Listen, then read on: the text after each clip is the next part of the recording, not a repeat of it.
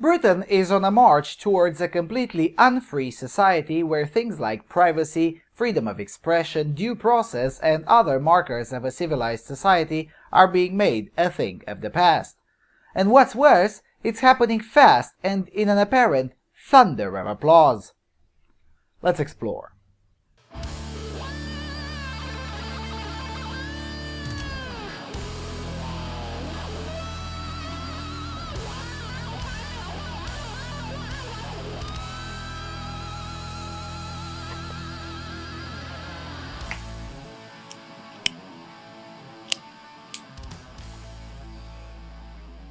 Hello everyone, and welcome to another installment of Freedom Alternative Research and Analysis.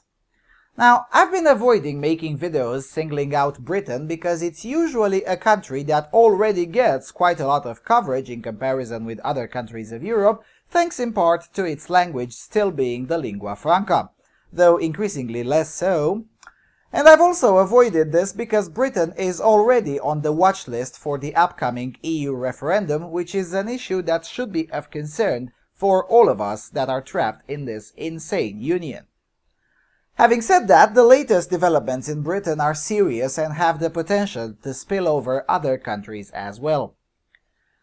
The latest stupidity in British law enforcement are the so-called sexual risk orders, which have been existing for almost a year now in Britain, but completely unsurprising, went largely unnoticed in the cathedral media. You know, there have been more important issues, such as the scandals involving empty-headed celebrities whose lives matter quite a lot to the average Briton. Anyway, so these orders have finally hit the headlines, somewhat. When a chap in his 40s has been ordered, and please hold on to your chairs because this is not a joke. So, a chap in his 40s has been ordered to inform the police 24 hours in advance if he plans to have sex. Now let that sink in.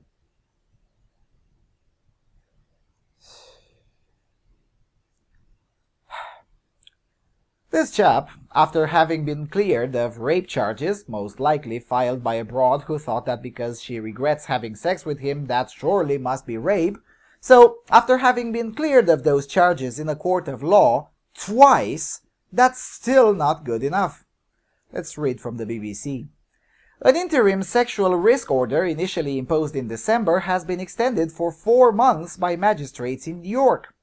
It requires the man disclose any planned sexual activity to the police or face up to 5 years in prison. The order, which was drawn up by magistrates in Northallerton, North Yorkshire, and extended in York, reads, quote, "You must disclose the details of any female, including her name, address, and date of birth. You must do this at least 24 hours prior to any sexual activity taking place." End of quote. It also contains restrictions on his use of the internet and mobile phone devices and requires him to inform officers of any change of address. A further court hearing in May will decide whether the interim order should be made into a full order, which has a minimum duration of 2 years and can last indefinitely.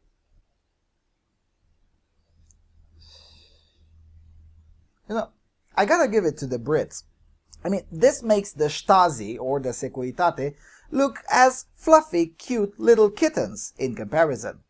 I mean, if you had managed to get away with a not guilty from those star chambers that the commies insisted were legit courts, they would at least leave you alone, at least for a while. But not in Britain. You see, in Britain, you are guilty because we say so. You may still somehow disagree, but not too loudly because there's gag orders. Oh, and take care with that internet thingy. Or else.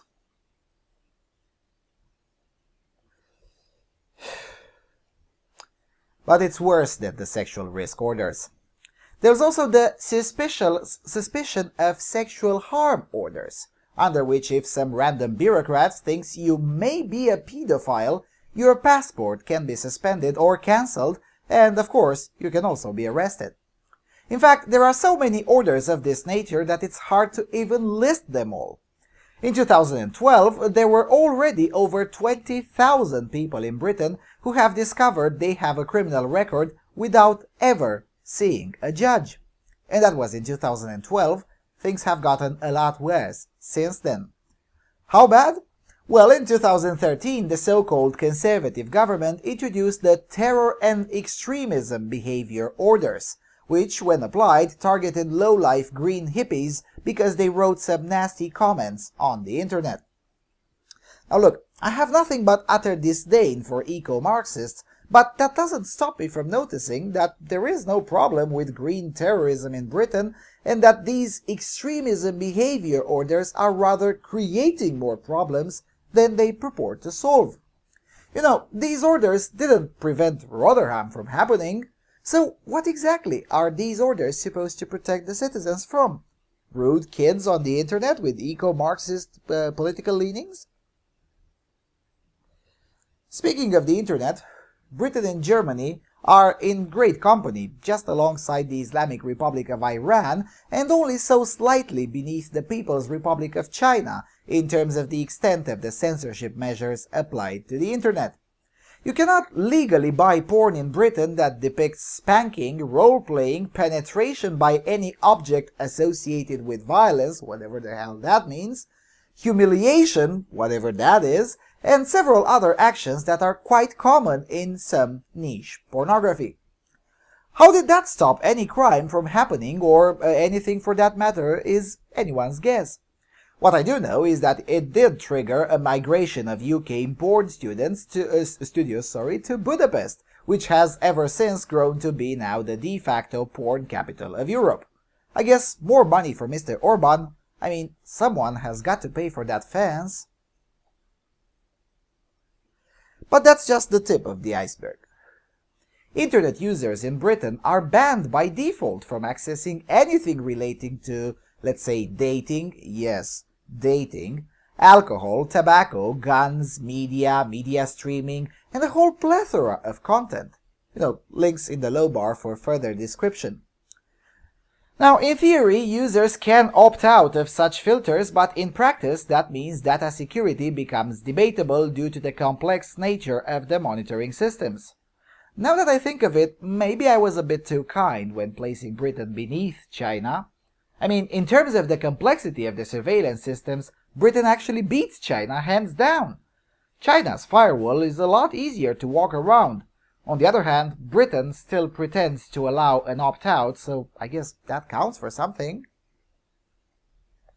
And mind you, these systems add up to the already existent CCTV surveillance for which Britain is already world-renowned.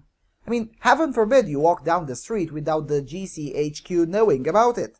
It's for your own good, of course. And no matter how much this will offend my British followers, I still have to ask. How much more shite has to become the law until we can safely say that there's not enough distinctions between Britain and the police state? I mean, think about it. It's within the power of the state to effectively cancel anyone's freedom of movement because a bureaucrat thinks that person is a pedophile. That's it. No evidence presented, no hearing, no due process, nothing. I'm sorry, but even Belarus, which is an actual totalitarian state, awards more protections than that. It is also within the power of the state to actually ask a citizen, possibly forever, to notify the police 24 hours before planning to have sex. Oh, and the police must know the full name and address of the partner as well. Can you imagine that?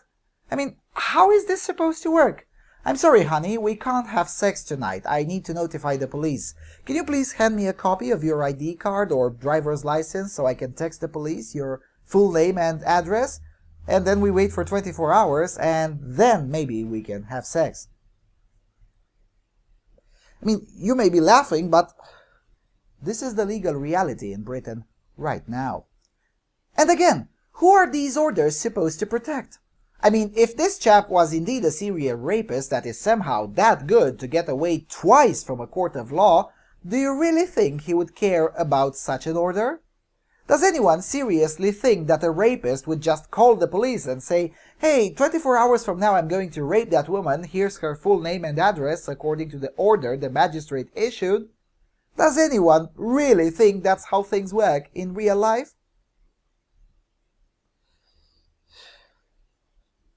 In reality, what tends to happen is that such orders end up putting additional pressure on citizens that are already law-abiding and who have already successfully cleared their name through a court of law. Way to go, Britain! I mean, say what you want about Sweden, but these latest developments are starting to make Sweden look like a very nice place in comparison. I mean, if you discard the politically motivated case against Julian Assange, the Swedish system is still quite messed up by my standards, but definitely less totalitarian than the British one. I mean, in Sweden, at least they have nicer jails, and it is actually harder to get into a jail. Oh, and you have a real shot at least attempting to defend yourself. Also, think of this issue with a little perspective in mind. If the government can issue what effectively amounts to pre-rape convictions without any sort of due process by civilized standards, what else they can do? Do you genuinely think they'll just stop at potential rapists? Remember, the internet filter was also about protecting children from porn and obscenity. The 2010 coalition government manifesto said they wanted to filter the internet to combat the commercialization and sexualization of childhood. And before you know it, it turned out to be a quasi-mandatory Iran-like filter which hides vast swaths of internet content, such as content about file sharing, social networking, fashion, and beauty. You can shout my slippery slope fallacy all you want, but at the end of the day, there's clear and conclusive precedent that once the government gets a modicum of power into such a controversial area, it doesn't take long at all before it morphs into something a lot worse than even its most radical proponents thought about.